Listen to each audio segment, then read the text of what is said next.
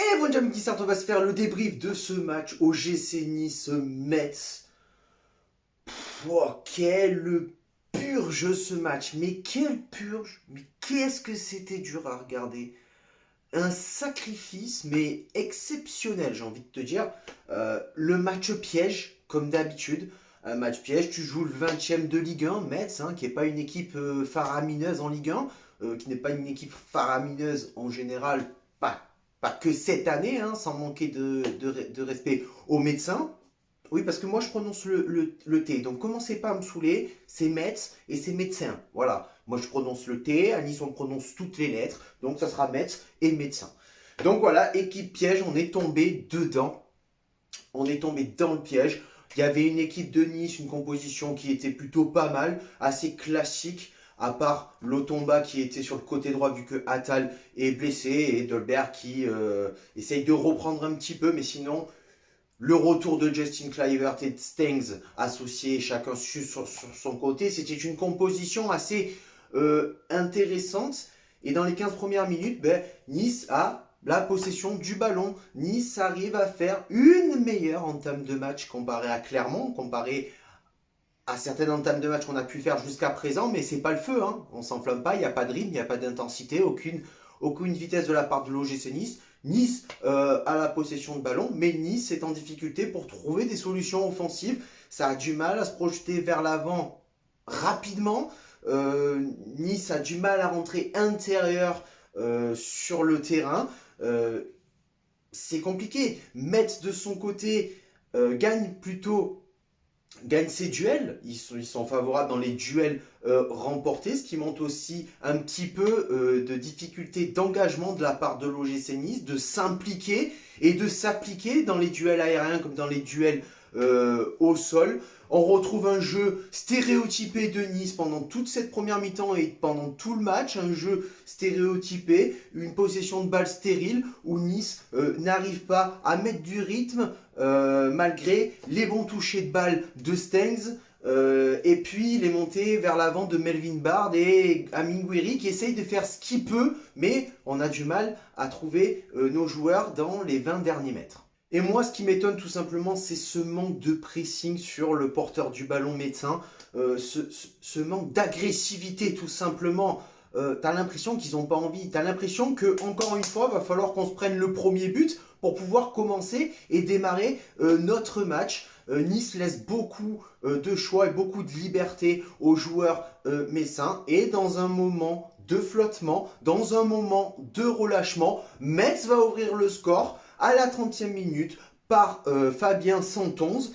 C'est l'ouverture de score, douche froide une fois de plus. Nice est mené au score. Nice va encore une fois attendre d'être mené pour essayer de produire du jeu. Je dis bien pour essayer de produire du jeu. Difficulté à produire des enchaînements rapides en une touche de balle, mettre de la vitesse, à prendre les bonnes décisions en première intention, mettre un petit peu plus de créativité, aller plus rapidement vers l'avant et puis Metz tout simplement fait bloc bas et on en restera là. La seule réaction qu'on aura de l'OGC Nice, c'est cette tête à bout portant de Andy Delors où le gardien médecin va faire un énorme arrêt réflexe et il le dit très bien juste après dans l'interview de mi-temps. Les gardiens sont là pour faire des arrêts réflexes, sont là pour sortir des exploits, c'est pour ça qu'ils sont là. Mais bon, enfin, il était un petit peu, il allait pointer à Pôle emploi, le gardien messin, à un moment donné, parce que c'est la seule, on va dire, c'est le seul moment où il a été mis à contribution, le pauvre. Il a dû se cailler le cul, parce que à la Lance Rivera, je te garantis, mon gars, on a beau être à Nice, mais dans la plaine du Var, là-bas, tu te cailles le cul quand tu bouges pas. À noter aussi beaucoup d'agacement dans le comportement niçois. Les joueurs sont agacés, sont agressifs, mais ils n'utilisent pas cette agressivité à bon escient. L'agressivité, il faut que tu l'utilises balle au pied, devant, dans la surface de réparation, aux abords de la surface de réparation. Le milieu de terrain doit distribuer aussi le jeu, mettre à contribution cette agressivité, or que dans un comportement qui ne sert strictement à rien. Beaucoup de déchets techniques sur cette fin de première mi-temps qui montrent aussi l'incapacité de l'OGC Nice à trouver des solutions, à produire du beau jeu. On peut en parler là dans ce match parce que là, il n'y a pas eu de beau jeu à part cette réaction de Andy Delors en fin de mi-temps. Nice rentre tout simplement à la mi-temps au vestiaire, mené 0-1 à l'Alliance Riviera. Défensivement, Metz a été très bon. Offensivement, ils ont été très impliqués. C'est pour ça qu'ils mènent au score. Et le 1-0 est tout à fait logique en fait. Deuxième mi-temps, on revient dans le match. On est un petit peu plus entreprenant dans cette deuxième mi-temps. Puis rapidement, une fois de plus, on va retomber dans les travers de la première mi-temps. Une possession de balle stérile, à un moment donné, on avait 75% de possession de balle, les gars. C'est énorme, c'est énorme. Beaucoup de frappes de loin qui montrent bien que l'OGC Nice a du mal à intégrer, à pénétrer les 20 derniers mètres pour essayer de trouver une combinaison en 1-2 rapide pour trouver la faille. Alors on va faire du tennis, hein, c'est-à-dire qu'on va passer d'un côté vers l'autre, hein, ça va être très long, ça va être très très long. Et puis à noter aussi beaucoup d'accrochages très litigieuses. Hein, la VAR a été utilisée beaucoup de fois. On va parler du penalty qui aurait pu être sifflé sur Delors. Il est accroché à l'extérieur, le corps est à l'intérieur. À la fin de l'accrochage, il est à l'intérieur. Que dit la règle? Que dit les... Je ne sais pas, donc je ne vais pas me prononcer. Pour moi, je dirais qu'il y a coup franc. Puisque au départ de l'action, l'accrochage est à l'extérieur de la surface de réparation. Effectivement, quand il tombe, c'est à l'intérieur de la surface. Et la fin d'accrochage est dans la surface de réparation. Mais l'accrochage, la faute débute en dehors de la surface de réparation. Donc pour moi, il y a coup franc. Pas grand chose de plus à dire dans ce match. Puisque ça a été vraiment le reflet de cette incapacité d'élever son niveau de jeu, de se sortir un peu les doigts du cul, hein, voilà. J'ai pas grand chose à dire, mis à part que les gars, dans 4 jours, on va jouer Paris.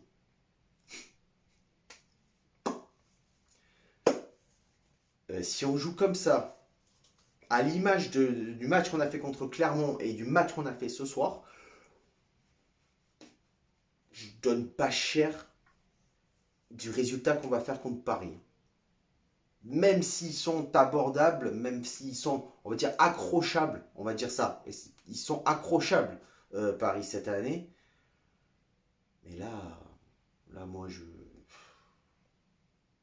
on verra après le match contre Paris, là, ceux qui disaient on va chercher le titre, tous ceux sur les réseaux sociaux là, qui tapent de leurs commentaires, oui, on va être champion de France, on va détrôner le Paris Saint-Germain.